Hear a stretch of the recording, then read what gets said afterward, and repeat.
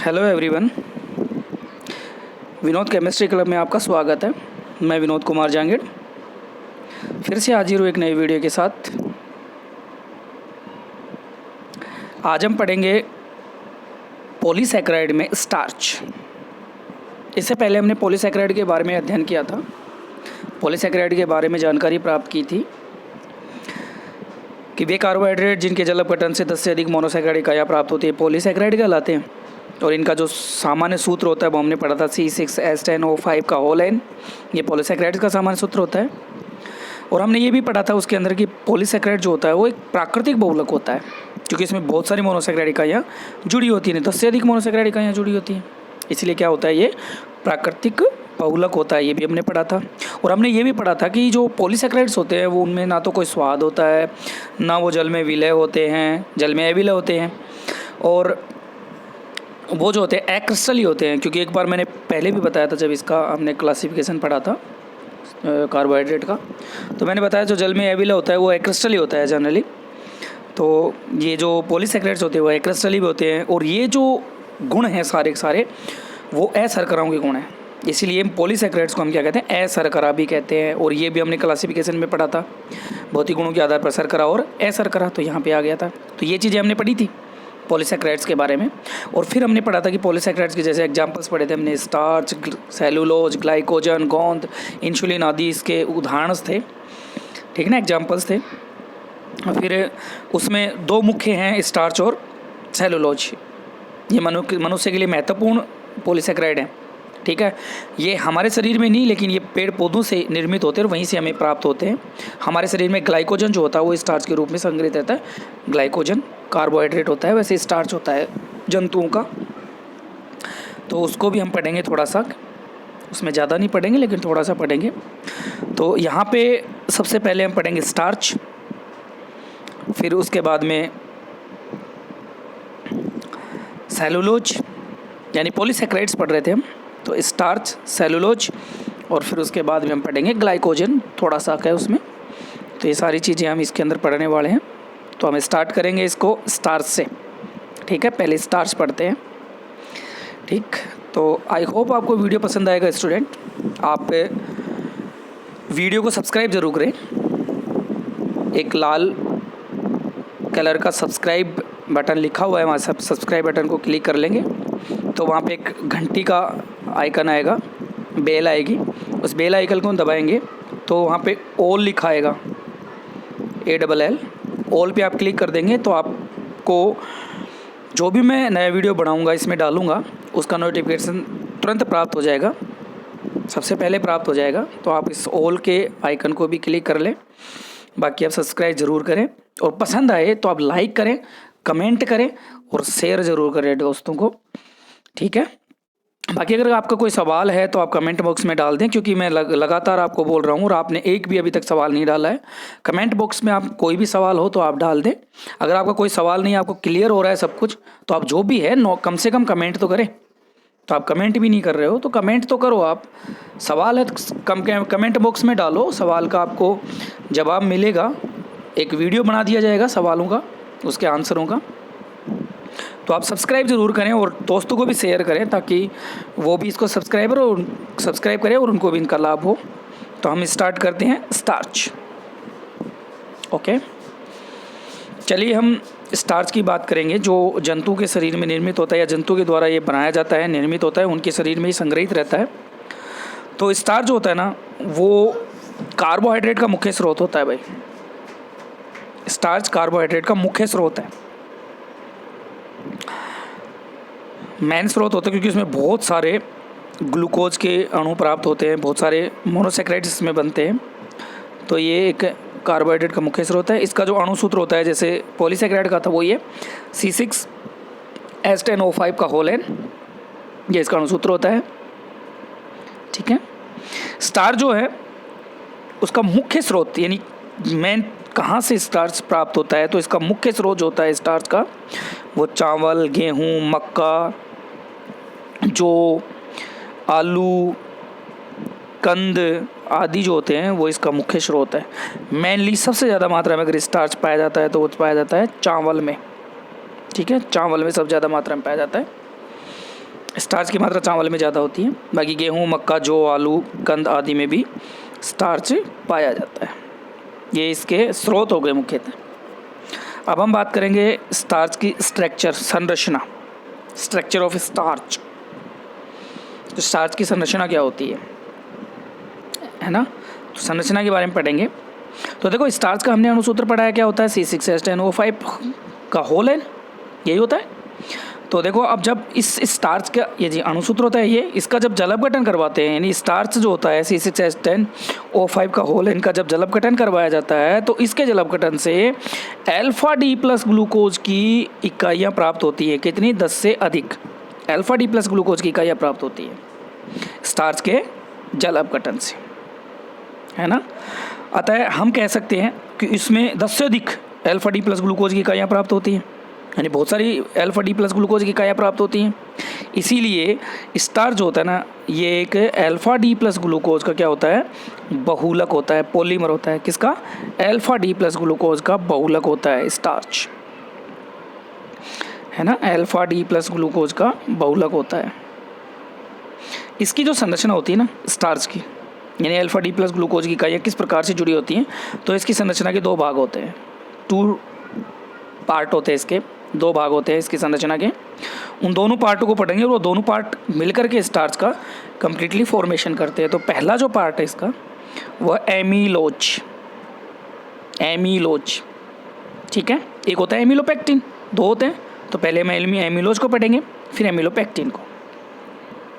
तो जो एमिलोज होता है यह स्टार्च का लगभग 15 से 20% भाग होता है, यानी जो स्टार्च कंप्लीटली बनी होती है उसका 15 से 20% तो किसका बना होता है? एमिलोज का। ये एमिलोज होता है 15 से 20% तो स्टार्च में, और बाकी का जो परसेंट बचा है वो एमिलोपेक्टिन, ठीक। तो ये एमिलोज जो होता है ये जल में विलय होता है, जल में घुल जाता है, जल में विलय होता है एमिलोज। और दूसरा होता है ये अशाखित होता है, देखो सीधी श्रृंखला बनी हुई है, ये अशाखित है, इसमें शाखा नहीं निकली होती है ना, अशाखित होता है, ठीक। इसमें अल्फा डी प्लस ग्लूकोज की इकाइयाँ जो होती है ना, अल्फा डी प्लस ग्लूकोज की, देखो ये अल्फा डी प्लस ग्लूकोज की आवर्त संरचना है, देखो ये रही है अल्फा डी प्लस ग्लूकोज की, HOH है ना, HOH OH H H OH CH2OH, alpha D plus glucose की, क्योंकि इसमें HOH पहले और दूसरे कार्बन पे जो OH समूह ना वो नीचे की तरफ ही है, तो इसका OH और इसके चौथे का OH देखो ये रहा, ग्लाइकोसाइडिक बंध बना लेगा। इसलिए ये क्या होता है? अशाखित होता है। और इसमें अल्फा डी प्लस ग्लूकोज की जो इकाइयाँ होती हैं वो आपस में 1,4 ग्लाइकोसाइडिक बंध द्वारा क्या होती हैं? जुड़ी होती हैं, 1,4 ग्लाइकोसाइडिक बंध द्वारा जुड़ी होती है। देखो ये रहा, इसका पहला, इसका चौथा कार्बन, तो ये आपस में देखो ये ग्लाइकोसाइडिक बंध बन रहा है, 1,4 ग्लाइकोसाइडिक बंध द्वारा जुड़ी होती हैं किसकी? अल्फा डी प्लस ग्लूकोज की इकाई, ठीक है। तो एमिलोज की जो आवर्त संरचना होती है 1,4 ग्लाइकोसाइडिक बंध द्वारा जुड़ करके वो निम्न प्रकार होती है, वही अल्फा डी प्लस ग्लूकोज बनाओ, ठीक है। इसका ये पहला कार्बन, इसका ये चौथा कार्बन, क्योंकि ये पहला ये हो गया, दूसरा ये हो गया, तीसरा ये हो जाएगा और चौथा ये होगा। तो इसके तो पहले कार्बन से, इसके चौथे कार्बन से आपस में किसके द्वारा जुड़े होते हैं? ये ग्लाइकोसाइडिक बंध द्वारा। तो ये इकाई होगी। अब देखो ये आगे तक जुड़ी रहेंगी क्योंकि एक अनपचायक शर्करा होती है ये, तो ये देखो आगे तक ये जुड़ जाएगी, आगे इधर आकर के, और इधर से ये आगे तक जुड़ेगी, ठीक है। इस प्रकार जुड़ेंगी। तो ये अल्फा डी प्लस ग्लूकोज कैसे 10 से अधिक इकाइयाँ आपस में एक सीधी रेखा में जुड़ी हुई होती है, और किसके द्वारा जुड़ी होती हैं? 1,4 ग्लाइकोसाइडिक बंध द्वारा। इस प्रकार से जुड़ी होंगी। तो ये एमिलोज की संरचना है। और मैंने बोला था स्टूडेंट्स, पहले भी बोला था आपको, हावर्त संरचनाएं 2021 के लिए बड़ी इंपॉर्टेंट है, आप अच्छी तरह से याद रखें हावर्त संरचनाओं को। तो ये हो गई एमिलोज, यानी स्टार्च का एक भाग। अब हम बात करते हैं स्टार्च के सेकंड भाग की, वो है एमिलोपेक्टिन। स्टार्च का जो दूसरा भाग है वो क्या है? एमिलोपेक्टिन। ये स्टार्च का दूसरा भाग है, ओके। तो ये जो भाग होता है, क्योंकि वो 15 से 20% बना रहा था, तो ये कितना बनाएगा? 80 से 85% भाग होता है किसका? स्टार्च का। कौन? एमिलोपेक्टिन। ये स्टार्च का 80 से 85% भाग होता है, ठीक है। यानी कि जो बचा हुआ भाग है 80 से 85%, वो कौन बनाता है? एमिलोपेक्टिन बनाता है, ठीक। यह एक उच्च अणुभार वाला बहुलक है। उच्च अणुभार वाला क्यों है? क्योंकि इसमें 25 से 30 अल्फा डी प्लस ग्लूकोज की मोनोसैकेराइड इकाइयाँ जुड़ी हुई होती हैं, इसीलिए एक उच्च अणुभार वाला बहुलक होता है, पॉलीमर होता है ये उच्च अणुभार वाला, कौन? एमिलोपेक्टिन। ठीक है, क्योंकि इसमें ये देखो ये रहा, इसमें 25 से 30 अल्फा डी प्लस ग्लूकोज की इकाइयाँ जुड़ी हुई होती हैं। कितनी? 25 से 30 अल्फा डी प्लस ग्लूकोज की इकाइयाँ जुड़ी होती हैं। ठीक है, और ये क्या होता है भाई? साखित होता है, जबकि एमिलोज क्या था? असाखित। और ये क्या होता है? साखित होता है, यानी कि इसमें शाखाएँ निकली होती हैं, शाखाएँ भी निकली होती हैं एमिलोपेक्टिन में। यह जल में अविलय होता है, जबकि एमिलोज क्या था? जल में विलय था, और एमिलोपेक्टिन क्या है? जल में अविलय होता है। तो आप इसका डिफरेंट भी याद रख लेंगे कि वो एक कौन? एमिलोज असाखित होता है, एमिलोपेक्टिन साखित होता है, वो जल में विलय होता है, ये जल में अविलय होता है ना, ये भी ध्यान रखें आप। तो ये जल में अविलय होता है, घुलता नहीं है जल में। इसमें अल्फा डी प्लस ग्लूकोज की जो इकाइयाँ होती हैं ना, वो 1,4 ग्लाइकोसाइडिक बंध द्वारा जुड़ी होती हैं, क्योंकि 1,4 ग्लाइकोसाइडिक तो जुड़ेगा एक सीधी श्रृंखला बनाने के लिए। तो इसमें अल्फा डी प्लस ग्लूकोज की जो मोनोसैकेराइड इकाइयाँ होती हैं, ये 1,4 ग्लाइकोसाइडिक बंध के साथ साथ, यानी 1,4 ग्लाइकोसाइडिक बंध के साथ साथ ये 1,6 ग्लाइकोसाइडिक बंध द्वारा भी जुड़ी होती है। यानी कि 1,4 तो होता ही होता है ये वाला, इसके साथ साथ ना ये 1,6 और होता है, इसका पहला तो इसका छठा कार्बन, और 1,6 के कारण ये क्या होते हैं? साखित होते हैं, इनमें शाखा बन जाती है। सीधी श्रृंखला से 1,6 वाला क्या कर लेता है? एक शाखा बना देता है। जैसे देखो ये सीधी होगी और ये इसकी शाखा होगी, 1,6 के कारण बन रही है। तो 1,6 ग्लाइकोसाइडिक बंध भी होता है, किसके साथ साथ? 1,4 ग्लाइकोसाइडिक बंध के साथ साथ 1,6 ग्लाइकोसाइडिक बंध द्वारा भी ये क्या होती है? जुड़ी होती हैं, इसलिए इसमें शाखाएं बन जाती हैं। तो एमिलोपेक्टिन क्या होती है? साखित होती है, और एमिलोज क्या होती है? असाखित होती है। आ गया? आप देखो इसकी संरचना, वो अल्फा डी प्लस ग्लूकोज बनाइए सभी की, है ना? HOH, फिर HOH, OH, तीसरे कार्बन पे OH ऊपर की तरफ, फिर HOH, इसका O चौथे कार्बन का उधर वाले कोई यहाँ इधर जुड़ेगा, उसका पहला कार्बन आ जाएगा, उससे ये 1,4 ग्लाइकोसाइडिक बंध बनाएगा, जैसे ये बना रहा। इसके आगे वाले में देख लें अपन, तो इसका तो देखो ये पहला कार्बन H और OH का ये O, फिर इसका चौथा कार्बन ये रहा H और O, तो OH का एक एस्ट्रो निकल करके यहाँ पे 1,4 ग्लाइकोसाइडिक बंध ये बन गया। ठीक है, ऐसे HOH इधर ये, तो इसका ये देखो पहला कार्बन, इसका देखो ये छठा कार्बन, देखो ये वाला नीचे वाले की, ये पहला कार्बन आगे बनाएगा, ये इधर बनाएगा, क्योंकि वह अल्फा डी प्लस ग्लूकोज की हावर संरचना याद कर लो, फिर सारी हो जाएंगी। अब इसमें 1,4, एक का पहला कार्बन, एक का चौथा कार्बन, जोड़ दो आपस में 1,4 ग्लाइकोसाइडिक मतलब OH, एक H निकाल करके O से जुड़ जाएंगे। ठीक है, इधर देखो ये जो है इसमें, अब ये तो पहला कार्बन हो गया, अब इसका OH था नीचे की तरफ, CH2OH था, ये देखो ये CH2OH था, इसका OH और इस पहले कार्बन का OH, H2 निकाल देगा, और ये देखो O के द्वारा जुड़ गया, इसको बोलेंगे पहला इसका, छठा इसका, तो ये क्या हो गया? 1,6 ग्लाइकोसाइडिक बंध। इस प्रकार से ये साखित हो गया। बाकी ये वाला जो है ना वे इसकी तरह है ही। तो इस प्रकार से एमिलोपेक्टिन की हावर संरचना हो गई। तो ये है एमिलोपेक्टिन की हावर संरचना। ठीक है, हावर संरचना इंपॉर्टेंट है भाई, ये जरूर याद रखें आप। ठीक, तो हावर संरचना को याद रखेंगे आप। तो ये हो गया एमिलोपेक्टिन की हावर संरचना। तो यहाँ पे हमारा स्टार्च कंप्लीट हुआ। 80 से 85% भाग एमिलोपेक्टिन का बनता है और 15 से 20% एमिलोज का होता है। तो ये स्टार्च को बनाने वाली दोनों इकाइयाँ होती है, दोनों आपस में जुड़ी होती हैं और स्टार्च का कम्प्लीटली फॉर्मेशन होता है। तो हमारा स्टार्च कंप्लीट हुआ। अब हम पढ़ेंगे सेलुलोज। सेलुलोज ये भी पौधों में पाया जाता है, एज ए स्टार्च टाइप में पाया जाता है। और सेलुलोज होता है ना, इसका मुख्य उदाहरण होता है, आप सभी देखते हो, रुई, कपास जो होती है, जो रुई होती है वो लगभग 95 से लेकर 99% तक वो सेलुलोज की बनी होती है। कम्प्लीटली वो सेलुलोज होता है, एक तरह से मान लें हम, 1-2% होता है एक्स्ट्रा, बाकी तो कम्प्लीटली सेलुलोज होता है। तो उसका एक बहुत बड़ा उदाहरण है सेलुलोज का कपास, यानी रुई। ठीक है, तो हम पढ़ते हैं सेलुलोज को। तो सेलुलोज भी क्या है? एक पॉलीसेकेराइड है, क्योंकि इसमें बहुत सारी मोनोसेकेराइड इकाइयाँ, यानी 10 से अधिक मोनोसेकेराइड इकाइयाँ जुड़ी होंगी, इसमें पाई जाती हैं। तो सेलुलोज भी क्या है? एक पॉलीसेकेराइड है भाई। सेलुलोज क्या है? एक पॉलीसेकेराइड है। ऐसरकरा होती है, क्योंकि आप रुई को अब चख के देखो, उसमें कोई स्वाद नहीं होता। आप पानी में उसको घोल के देखो, नहीं घुलेगी, पानी सोख लेगी लेकिन उसमें घुलेगा नहीं पानी में। वो सेलुलोज यानी रुई पानी में नहीं घुलती है, और ना ही उसका कोई स्वाद होता है, और उसमें कोई क्रिस्टल ही नहीं होता, उसमें रेसे से होते हैं। क्रिस्टल का मतलब चीनी के दाने जैसे होना चाहिए, लेकिन उसमें क्या होता है, रेसिस होते हैं। इसलिए पॉलीसैकेराइड यानी कि एक एसरकरा होती है वो एक तरह से पॉलीसैकेराइड। इसका भी अणुसूत्र जो होता है ना वो C6H10O5 होता है, ठीक है, C6H10O5। सेलुलोज का अणुसूत्र भी यही होता है, क्योंकि ये पॉलीसैकेराइड का होता है, तो स्टार्च का भी यही और सेलुलोज का भी यही अणुसूत्र होता है।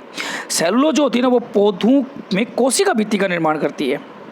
अब देखो, पौधों में भी और जंतुओं में भी कोशिका जो होती है, उस कोशिका में कोशिका झिल्ली यानी जिसे सेल मेम्ब्रेन बोलते हैं और कोशिका भित्ति जिसे सेल वॉल बोलते हैं। तो जंतुओं में तो कोशिका झिल्ली होती है, भित्ति नहीं होती, जबकि पौधों में कोशिका झिल्ली के बाहर एक कठोर आवरण होता है जिसे कोशिका भित्ति, जिसे सेल वॉल कहते हैं। WALL वॉल यानी दीवार, सेल वॉल कोशिका भित्ति कहते हैं, ठीक है। तो ये जो पौधों में जो कोशिका भित्ति पाई जाती है ना, ये कोशिका भित्ति जो होती है वो किसकी बनी होती है, सेलुलोज की बनी होती है। यानी कोशिका भित्ति का निर्माण कौन करता है, सेलुलोज।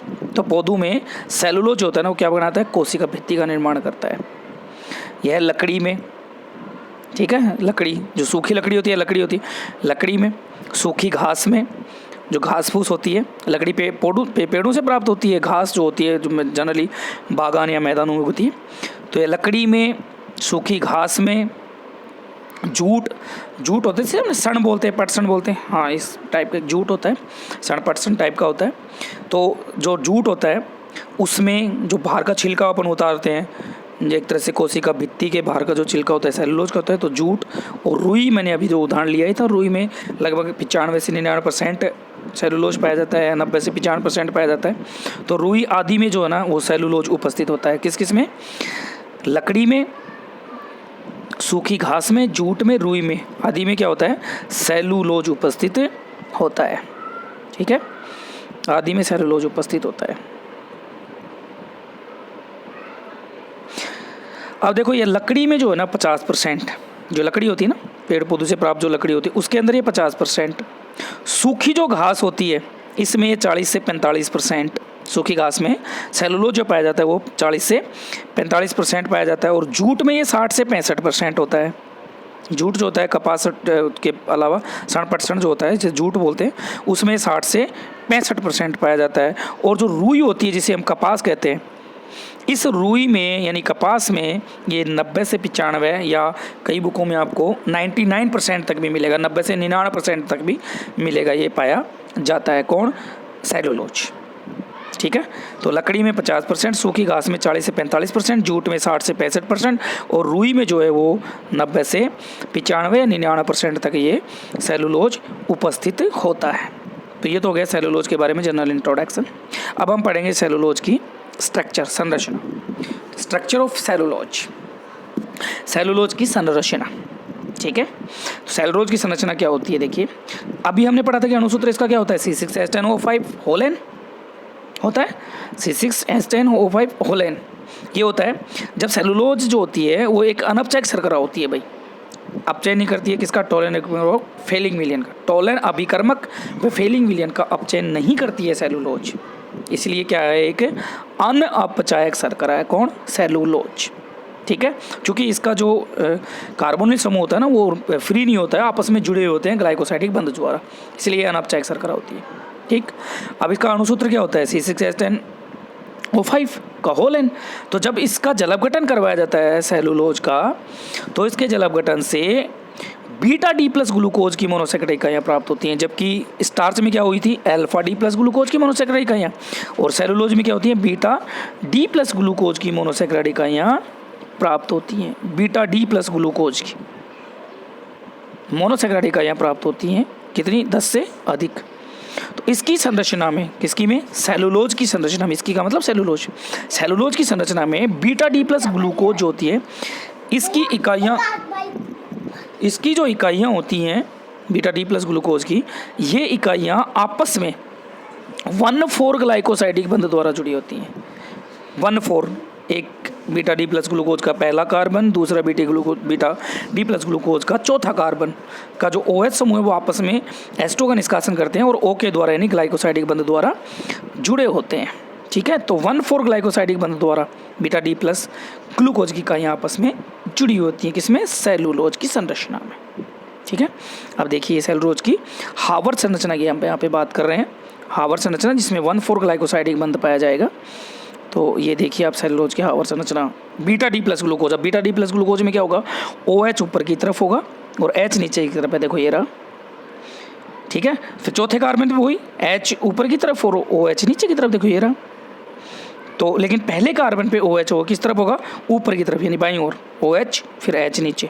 तो इस पहले कार्बन का OH, देखो ये रहा, पहले कार्बन का OH था और ये चौथे कार्बन का OH, ये आपस में देखो H2O का निष्कासन कर लेंगे यहाँ पे और एक O बच जाएगा। इस O के द्वारा आपस में बंध बना लेंगे जिसे ग्लाइकोसाइडिक बंध कहते हैं। और ये पहला कार्बन, ये चौथा कार्बन, इसलिए ये देखिए ये जो बना हुआ है ये 1,4 ग्लाइकोसाइडिक बंध है बीटा डी प्लस ग्लूकोज का। पहले कार्बन पे OH ऊपर की तरफ आ जाएगा, जबकि अल्फा में पहले और दूसरे पे OH नीचे की तरफ होता है, जबकि इसमें पहले कार्बन पे OH ऊपर की तरफ होगा। देखो ये इसीलिए देखो ऊपर से ऐसे आ रहा है, ये आ रहा है ना, ये बंध देखिए, देखो ये ऐसे आ रहा है ना। तो इस प्रकार से बीटा डी प्लस ग्लूकोज की मोनोसैकेराइड इकाइयाँ 1,4 ग्लाइकोसाइडिक बंध द्वारा आपस में जुड़ करके N इकाइयाँ जुड़ी होती हैं, आपस में जुड़ करके क्या बनाती हैं? सेलुलोज की हार्वर्ड संरचना। तो मैंने बोला था ना, ग्लूकोज की हार्वर्ड संरचना याद कर लो आप, तो फ्रैक्टोज की याद कर लो, सारी हार्वर्ड संरचनाएं उसके अकॉर्डिंग है। बस उनमें पहला और चौथा कार्बन कौन सा होता है, पहला छठा कार्बन कौन सा होता है वो याद रखें, और उनका OH दोनों का मिला करके और H2O निकाल दो और एक O से उनको दोनों को जोड़ दो, आपस में उनको जोड़ दो, तो वो ग्लाइकोसाइडिक बंध हो जाएगा और उससे सारी जितनी भी संरचनाएं वो उसी से प्राप्त होगी। बताओ, देखो ये हो गई ना बीटा डी प्लस ग्लूकोज की सारी इकाइयाँ 1,4 ग्लाइकोसाइडिक बंध द्वारा जुड़ करके देखो इस प्रकार से सेलुलोज की संरचना बना रही है। तो ये हो गई हार्वर्ड संरचना। और सेलुलोज की हार्वर्ड संरचना भी इंपॉर्टेंट, यानी हार्वर्ड संरचना सारी इंपॉर्टेंट है। इन हार्वर्ड संरचनाओं में देखो, अब हमारी हार्वर्ड संरचना कंप्लीट हुई, अब ये आप याद रखेंगे, आप हार्वर्ड संरचनाओं में सबसे ज़्यादा इंपॉर्टेंट है। वैसे तो ग्लूकोज और फ्रैक्टोज की याद रखोगे तो ही इसमें काम चलेगा, क्योंकि ये तो याद रखनी पड़ेंगी आपको, इनके अलावा तो आप याद ही नहीं कर पाओगे, क्योंकि हार्वर्ड संरचना जब ये ही नहीं आएंगी तो फिर आगे का कैसे बना पाओगे? इन्हीं की तो हार्वर्ड संरचनाओं से बनी है आगे सारी, इसीलिए आप लोगों को ये तो याद रखनी है। इसके अलावा जो मेन एग्जाम में आ सकती है तो सुक्रोज की हार्वर्ड संरचना, लैक्टोज की हार्वर्ड संरचना और सेलुलोज की हार्वर्ड संरचना, एमिलोज और एमिलोपेक्टिन की, 6 आप हार्वर्ड संरचना अच्छी तरह से रट लें, याद कर लें। हो सकता है 2021 में ये चांस पूरे बन रहे हैं, हो सकता है आ जाए, ठीक है, ऐसी कोई गारंटी नहीं होती है लिख के दे दें कि भाई आएंगे, क्योंकि वो तो डिपेंड करेगा पेपर बनाने वाले के ऊपर। लेकिन 100% चांस, ज़्यादातर चांस यही लग रहा है कि हार्वर्ड संरचना आपकी बार पूछी जा सकती है 2021 में, क्योंकि 18, 19, 20 में नहीं पूछी गई। ठीक है, तो ये हो गया सेलुलोज। अब हम बात करते हैं ग्लाइकोजन की। आई होप स्टूडेंट अब तक आपको वीडियो पसंद आया होगा, तो आप इसको लाइक करें, कमेंट करें, दोस्तों को शेयर करें और चैनल को सब्सक्राइब ज़रूर करें। सब्सक्राइब करना ना भूलें, सब्सक्राइब करें और लाइक करें, जिससे कि हमें मोटिवेशन मिले। लाइक करने पर हमें पता चलता है भाई हमारी वीडियो को इतने लोगों ने देखा है या इतने स्टूडेंटों ने देखा है, तो उस लाइक से हमें मोटिवेशन मिलेगा ताकि हम और वीडियो बनाते रहें। तो हम यहाँ पे लास्ट बात कर रहे हैं कार्बोहाइड्रेट में ग्लाइकोजन। तो मैंने बोला था कि पॉलीसैकेराइड्स में कि ग्लाइकोजन हमारे सिलेबस में है नहीं, लेकिन फिर भी इसकी 2-4 लाइनें हम पढ़ेंगे, चर्चा करेंगे इसके बारे में, क्योंकि पहले था ये और इसके बारे में ऐसे उदाहरणों में आ जाता है कि पॉलीसैकेराइड है ये, तो इसलिए ये ग्लाइकोजन। तो ग्लाइकोजन जो है जैसे स्टार्च जो है उसी की टाइप में ग्लाइकोजन भी होता है, और ये ग्लाइकोजन जो होता है ना वो जंतुओं के शरीर में संग्रहित होता है। ये कार्बोहाइड्रेट है, जंतुओं के शरीर में संग्रहित कार्बोहाइड्रेट। कौन? ग्लाइकोजन। यानी जंतु के शरीर में, जिसमें हम भी आ गए, हमारे जैसे जो जंतु होते, पेड़ पौधों को छोड़ के जंतु होते हैं, उनके शरीर में ग्लाइकोजन संग्रहित रहता है, एक स्टार्च के रूप में या कार्बोहाइड्रेट के रूप में। ये जंतु के शरीर में संग्रहित कार्बोहाइड्रेट है ग्लाइकोजन, है ना। ये जंतु के शरीर में कहाँ ज़्यादातर मात्रा में ये संग्रहित रहता है, तो वो है सबसे ज़्यादा मात्रा में लीवर में, यकृत जिसको बोलते हैं ना अपन, तो इसमें संग्रहित रहता है। कौन? ये ग्लाइकोजन जंतु के शरीर में सबसे ज़्यादा मात्रा में लीवर में। इसके अलावा ये मांसपेशियों में और मस्तिष्क में भी संग्रहित रहता है। तो ज़्यादा मात्रा में कहाँ होता है? लीवर यानी यकृत में होता है, इसलिए इसे यकृत स्टार्च भी कहते हैं, क्योंकि ये ज़्यादा मात्रा में यकृत में रहता है ना, इसलिए इसे यकृत स्टार्च कहते हैं। मैंने लिखा नहीं क्योंकि हमारे सिलेबस में नहीं है, इसलिए ये यकृत स्टार्च कहते हैं। अब मैंने बोल दिया है, इसको ध्यान रखना आप, यकृत स्टार्च कहते हैं। जब आप इसको वीडियो को देखो तो कहीं आप एक कॉपी पेन रखा करो, इसमें नोट कर लिया करो, है ना। तो यकृत स्टार्च जो है ना इसको ही बोलते हैं, क्योंकि ग्लाइकोजन को बोलते हैं क्योंकि ये लीवर यानी यकृत में ज़्यादा मात्रा में संग्रहित रहता है ना। अब ये जो ग्लाइकोजन होता है ना, आवश्यकता पड़ने पर, यदि इसकी आवश्यकता होती है ना, जब शरीर को आवश्यकता होती है ज़्यादा एनर्जी की, ज़्यादा ऊर्जा की, तो आवश्यकता पड़ने पर ये हो जाए ना अपघटित होकर के किस में बदल जाता है, ग्लूकोज में बदल जाता है। अब ग्लूकोज का मतलब क्या होता है, वो अपघटित होकर के इंस्टेंट ऊर्जा देने का काम करता है। इसलिए जब भी आवश्यकता होती है तो आवश्यकता पड़ने पर ये जो ग्लाइकोजन होता है ना, वो आवश्यकता पड़ने पर किस में बदल जाता है, ग्लूकोज में परिवर्तित हो जाता है, बदल जाता है और ऊर्जा देने का काम करता है। इसीलिए आवश्यकता पड़ने पर ही होता है ये, वैसे नहीं आवश्यकता पड़ने पर। तो इसकी जो संरचना होती है ना, किसकी, ग्लाइकोजन की, इसकी जो संरचना होती है ना वो एमिलोपेक्टिन के समान होती है भाई। अभी पढ़ी थी एमिलोपेक्टिन की साखित श्रृंखला होती है, साखित संरचना होती है। तो इसकी एमिलोपेक्टिन के समान संरचना होती है, किसकी, ग्लाइकोजन की, एमिलोपेक्टिन के समान है ना। लेकिन एमिलोपेक्टिन जो होता है ना उसमें श्रृंखलाएं कम होती हैं, इसमें श्रृंखलाएं अधिक होती हैं। किससे, एमिलोपेक्टिन से श्रृंखलाएं क्या होती हैं, ग्लाइकोजन में अधिक होती हैं। ये ध्यान रखें आप। तो मुख्यतः जो 3-4 बातें याद रखनी है वो ये याद रखनी है ग्लाइकोजन में, कि एक तो जो ग्लाइकोजन होता है ना वो जंतु के शरीर में संग्रहित कार्बोहाइड्रेट है। दूसरा ये लीवर में सर्वाधिक मात्रा में पाया जाता है, या हम कहें कि ग्लाइकोजन जंतु में कहाँ कहाँ संग्रहित रहता है, तो लीवर, मांसपेशी और मस्तिष्क में संग्रहित रहता है। सबसे ज़्यादा मात्रा में कहाँ संग्रहित रहता है, कंपटीशन लेवल पे अगर क्वेश्चन आ जाता है तो लीवर में सबसे ज़्यादा मात्रा में संग्रहित रहता है। इसीलिए इसे क्या कहते हैं, एक यकृत स्टार्च भी कहते हैं ना। अब यह आवश्यकता पड़ने पर किस में परिवर्तित हो जाता है, ग्लूकोज में। ये भी ध्यान रखना है आपको, है ना। और इसकी संरचना किसके समान होती है, एमिलोपेक्टिन की। बस आगे ये तो मैंने बता दिया कि इसकी श्रृंखलाएं ज़्यादा होती हैं, लेकिन संरचना किसके समान होती है, एमिलोपेक्टिन की। तो ये कंपटीशन लेवल पे ऐसे क्वेश्चन आ जाते हैं, आप ध्यान रखेंगे, ठीक है। ये हमारा कार्बोहाइड्रेट कंप्लीट हुआ, कार्बोहाइड्रेट बिल्कुल कंप्लीट हो गया है, ठीक है। अब हम इसके बाद में प्रोटीन्स को पढ़ने वाले हैं, प्रोटीन को पढ़ेंगे, इसके बाद कार्बोहाइड्रेट हमारा कंप्लीट हुआ है। सबसे लंबा चैप्टर था ये, यानी मैं कहूँ कि सबसे लंबा टॉपिक था इस चैप्टर का, कार्बोहाइड्रेट। बहुत लंबा टॉपिक है, 17-18 पन्ने का है। अच्छा, अब हम बात करेंगे प्रोटीन की, ठीक है। तो मैं यहाँ पर आपको कार्बोहाइड्रेट तक के जितने भी PDF हैं, तो मैं नोट्स की जो फ़ोटोकॉपी है PDF, वो आपको मैं सेंड करूँगा। तो नेक्स्ट या कल या परसों में मैं आपको इसके PDF सेंड कर दूंगा। तो आप सभी इसके नोट्स बना लेंगे, अपने जो भी नोट्स आपको बनवा रखे हैं उसके आगे से, है ना। चलो, इसके बाद में हम प्रोटीन का अध्ययन करेंगे। तो स्टूडेंट्स, आप, आई होप कि आपको वीडियो पसंद आया है तो लाइक करें और सब्सक्राइब ज़रूर करें, ठीक है। Thank you so much.